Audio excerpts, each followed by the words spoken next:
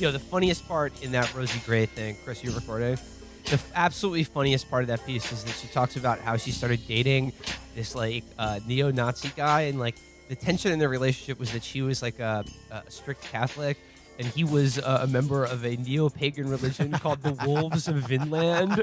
Yeah, he was a neo-pagan group called the Episcopalian Church. Right, exactly. No, they're called. There's a lot of relationships like that. Where just, someone is a Christian and the other person just makes up their own rules. I mean, being a neo-pagan is the same thing as being an Episcopalian, because it's like, why even have a religion? Why just do yoga? What's the point? What are you accomplishing here?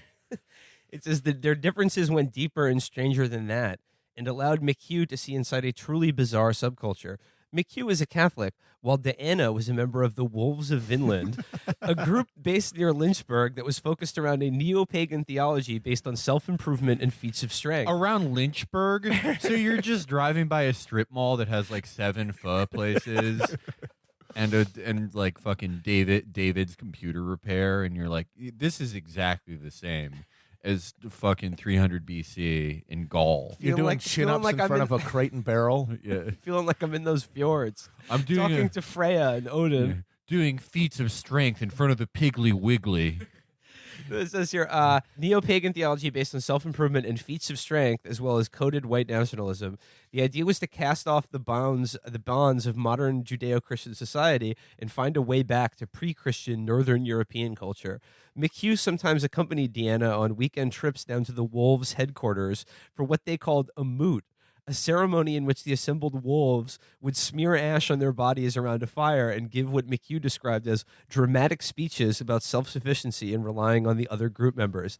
They would then sit around the fire and drink beers. That was, by the way, in between a Zumba studio and an accountant's office, where they would have their fiery feats of strength. Yes. No, I love the thing about that Rosie Gray article about that woman is like the message here is like, look, if you find yourself, if you've fallen into, bad circles like the Daily Caller, Breitbart, and then the Wolves of Vinland, and you feel bad because it's ruined your career in media and you wish you could be otherwise writing for BuzzFeed or the Daily Beast, but now you can't because, the Wolves of Vinland. I got too in with the damn wolves.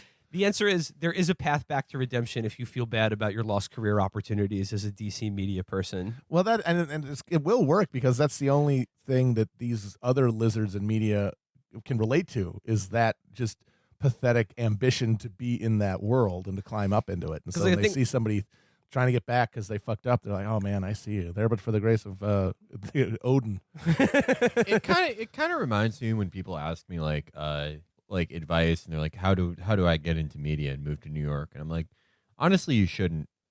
Like, that's not a dream you should have. No, agreed. And my advice to everyone who, either they joined, the Valkyries of Foggy Bottom, or, the honored tribe of the Mecklenburg fucking MTA station.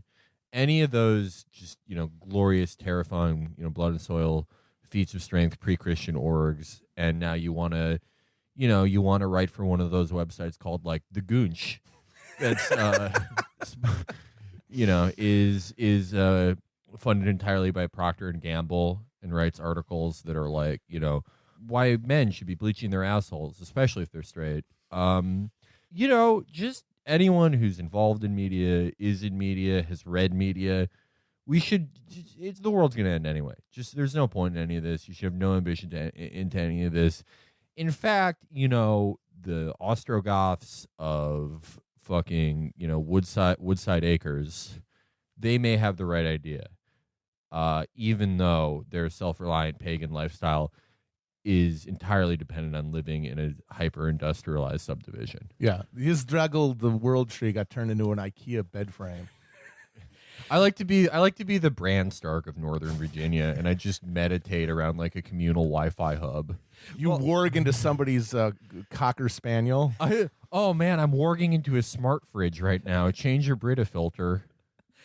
Well, along similar lines, Felix, I wanted to get your thoughts on a new phenomenon that I saw this morning and was utterly left dumbstruck by. I'm talking about the the Burger King, the BK's new ad campaign, where they sell pissed meals and DGAF meals for depressed young millennials. They had a really good unhappy meals. They had That's the premise. They had a really good short film where it was just like different types of people who were depressed and pissed. Like a woman's boss is a Me Too guy, and this girl gets bullied at school, and this guy wakes up and he's like, damn, I woke up again today. Fuck. There's a teen mom. There's a teen mom. There's a girl who goes to school and someone carved skank into her locker with like a knife. Fuck, I'm going to high school in 1986 again. I hate it when this happens. I need a pissed meal. When my favorite guy in the commercial just goes, ghosted again. Guess I'll be alone forever. Time to slowly kill myself with congealed downer cow. Because it's like if you're eating Burger King, like yeah, you're depressed, dude. But that's the thing. They recognize that, and they said, well, what's going to make because we know people come to a restaurant because they feel like their life is shit. They want to do violence. They want to do violence with a Baconator. Yeah. And so how do we make more of them do it? By acknowledging their feelings so that they think we're their friend, so that they think we get us, because that's the new thing for brands, is to be your friend, to be like, hey, I get it. Hey, we here at Wendy's, we understand imposter syndrome and how hard it is. Come and have a fucking Baconator. I mean, that's the new frontier for branding, is trying to be your friend, try to pretend that like they get you. I want to do a new Breaking Bad where Walter White's diagnosed with imposter syndrome instead of cancer. And he has to quit being a chemistry teacher because he doesn't think he's smart enough. I'll have one former gifted and talented student meal, please. I already talked about this a bit, but on further meditation, I honestly think like early to mid 2000s, when like half of all music was just like, damn, I'm fucking pissed because I'm mad. It was emotionally healthier than this cultural moment. Because this cultural moment is just every brand being like, if you cut yourself a little bit today, it's okay. Yeah. Just eat your feet, just eat it away. Do skincare. Watch The Adventures. Do whatever. And back then it was just like, if you're pissed, just go crazy. Yeah. Break stuff. Yeah, fucking punch your bed, dude. That's what drywall's for. Yeah, say something bad on Xbox Live. You can't get fired for that yet. Unless you're like most people in 2003 and just use your full name on Xbox Live. In that case, it's very easy, but otherwise go crazy. Whereas now, if they were to remake the Jeremy video, the Pearl Jam video, in the end of the song, Uber Eats would show up and give him a fucking Whopper. This is just profoundly unhealthy, because it just shows these like photogenic people being like, damn, feeling like I want to kill myself. Good thing I got fries. The subtext is just like, just shovel all your feelings down. Just shove them down. We should all feel like this. Yeah. Everyone who eats this food should feel like this all the time. But it's okay, because you can just inure yourself with just fucking factory farmed garbage. That's the funniest part. So I read the article about this. They're different boxes. They're different colors. One's blue. That's for sad people. One's red. That's for pissed people. One is don't give a fuck. I don't know what that means. DGAF. That one is like the don't give a fuck burger. Honestly, that should just be like random scraps that they just swipe off the counter into it. Scrape off like, the we don't give a fuck either, buddy. But they're all the same meal. It's just a Whopper and fries. They're no different. So it's how much more like perfectly emblematic can you get? You got this rich texture of, ooh, look at all the different feelings you can feel at Burger King. But in reality, it's just the same like corn slurry fried and shaped into the same forms. That's it. But imagine you're a cow who was killed in front of his mother, who is then ripped apart. So you could just, some middle manager could be like, I'm feeling like DGAF today. There's no toys. Morrissey is so right. There's no toys in the meal. Yeah. I mean, the fucking piss meal should come with a gun and one bullet. No, honestly. They should come with some sort of adult Happy Meal toy. It would be so funny if you're like, this is going to be a hit in Ohio and only Ohio. Because, like, someone's going to, they're going to do their favorite thing that they do in the Midwest, which is almost get into a fight in a parking lot.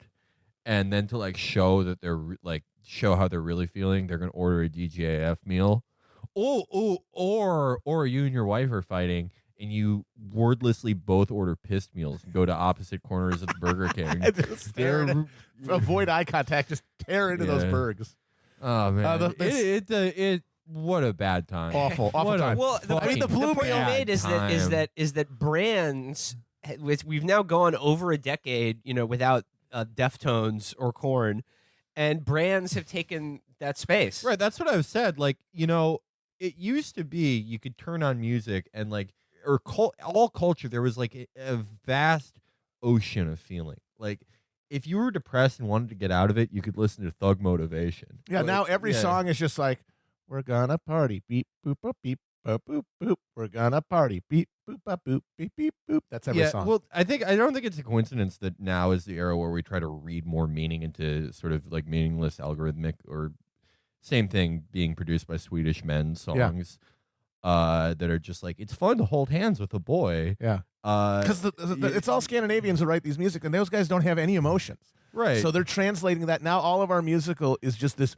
like totally fried circuit, no emotions, like could put out a cigarette in your palm and not feel anything, emotional register, because it's all being made by the same anhedonic Swedes. We need pissed Americans making music again. Right. And like people make fun of the Deftones because all their fans had Vegeta haircuts and wore bondage pants. But, they didn't need a meal to show their feelings. Yeah, you can just feel things, people. You don't have to have like a branded emotional experience. I would say it's fine. It's fine to just be like, just go fucking haywire on your drywall. Mudvayne could never succeed today. By the way, no, because it's not okay. It's not okay. None of those bands with masks. I think there is this sort of. It started in 2012. It was very insidious. We never really noticed it at the time. It just as a thing to make fun of it. Do you remember this awful 3-word term to describe oneself? Mental health advocate. Ooh, that used to be in like B-list celebrities' bios on Twitter, and then just random people, and it just means nothing. It means less than nothing. Unless you're Johnny Sun, he's the only real true mental health advocate on there. But mental health advocate, it just means like what, you don't want to kill yourself? Would you say that about any other type of health? Like, even people who wear like fuck cancer t-shirts are like anti-cancer activists just because you don't want people to have cancer or don't want yourself to have cancer. And just the concept of mental health, just this incredibly nebulous thing to people who maybe took one psychology class like 12 years ago.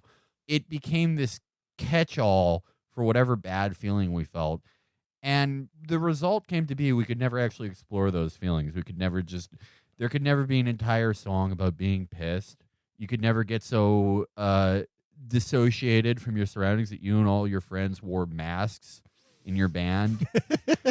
There could be no Mushroom Head, Slipknot, or Mudvayne, and it just became like this big communal, impersonal group hug that doesn't make anyone feel better.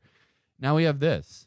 It's a completely pointless exercise that doesn't like make anyone feel better, but it's our national register on it. And I don't think it's a coincidence either that it's at a time when fewer and fewer people have access to any type of actual material care for any of their medical needs. But it's a good time to live. I would say the way we can, combat this phenomenon, through popular culture is to promote, music of people who are in touch with their feelings and emotions. And I'm speaking specifically about Brendan Brantley and NBA Stupid Ass. Yeah. Brendan Brantley sings, about the real downtrodden man, the guy who works at the factory to give money to Colin Kaepernick. Well, it's a sad state when the brands have become all of our sort of collective therapists. Yeah, you know what? I'm going to go out on a limb. I'm going to say you hate to see it. But it's I wouldn't go that far. But it's not even like, I mean, because a lot of therapists are good at, these are like the therapists that AJ Soprano had when he tried to kill himself, and Tony immediately started hitting on her. Just